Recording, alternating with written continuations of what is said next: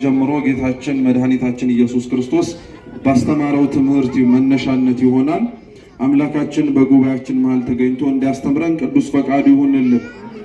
የቅዱስ ማቴዎስ ወንጌል እንደሚታወቀው ከአራቱ ወንጌላት መካከል አንዱ ነው።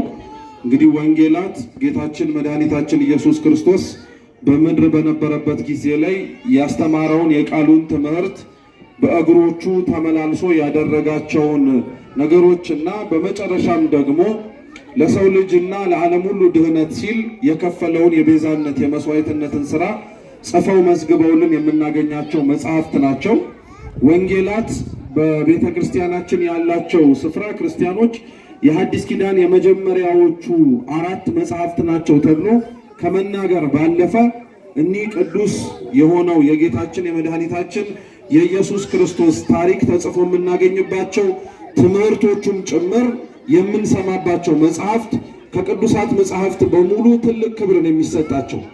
ታዲያ በእነዚህ መጽሐፍት ላይ ጌታችን መድኃኒታችን ኢየሱስ ክርስቶስ በቃሉ ተናግሯቸው ተጽፎ ከምናገኛቸው ትምህርቶች መካከል አንዱ እኛ ለትምህርታችን ርዕስ ያደረግነው ይህ የምንማረው ትምህርት ነው። ክርስቶስ አስቀድሞ ይህን ትምህርት ከማስተማሩ በፊት ቅዱስ ወንጌላችን የማቴዎስ ወንጌል ምዕራፍ 13 ቁጥር 1 ሲጀምር ጌታችን ኢየሱስ ክርስቶስም ብዙ ሰዎች ተሰብስበው ይሰሙት ነበረ ይላል። እስኪ ብዙ ሰዎች በሉ ተሰብስበው ይሰሙት ነበር።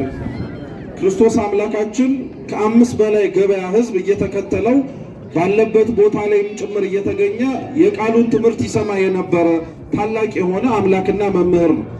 ክርስቶስ የሚገርማችሁ ቆሞ በሚያስተምርበት ቦታ ላይ ተቀምጠውም ሆነ ቆሞ የሚሰሙት ሰዎች በሙሉ ሁሉም ለአንድና ለተመሳሳይ ምክንያት የመጡ አይደሉም። የቅዱስ ማቴዎስ ወንጌል ምዕራፍ 5 ትርጓሜያችን ሲያስተምር ጌታችን በተራራው ስብከት ላይ ቆሞ ከፍ ባለ ቦታ ላይ ሲያስተምር፣ ህዝቡ ደግሞ ከታች ባለበት ቦታ ላይ ሆኖ ሲሰማ ለሚመለከተውና ለሚያየው ሰው ሁሉም ለመማርና ሁሉም ለማወቅ የተሰበሰበ ይመስላል። ነገር ግን ትርጓሜያችን ሲያስተምር ያ ሁሉ ህዝብ ጠጠር መጣያ እስኪጣል ድረስ ተጠቅጥቀው ከህፃናትና ከሴቶች ውጪ ከ5 ገበያ ህዝብ በላይ የሆነው ህዝብ ማለት ነው የተገኘበት የተለያየ ምክንያት ነበረው። አንዳንዶች ክርስቶስ በሚያስተምርበት ቦታ ላይ ይመጡ የነበሩት ቃሉን ለመስማት ነበር፣ ትምህርቱን ለማዳመጥ። ሌሎች ክርስቶስ በተገኘበት ቦታ ላይ ይገኙ የነበሩት የእጆቹን ተአምራት ፈልገው ነበር፣ ወይንም ደግሞ ለማየት ነው። ሽባት ሲተረትር፣ ሙት ሲያስነሳ፣ የተራበ ሲያጠግብ፣ የተጠማ ሲያጠጣ ስለተመለከቱ እነሱም ካላቸው ችግር አንጻር ያንን የጥያቄያቸውን መልስ ተአምር ፈልገው የሚመጡ ነበሩ።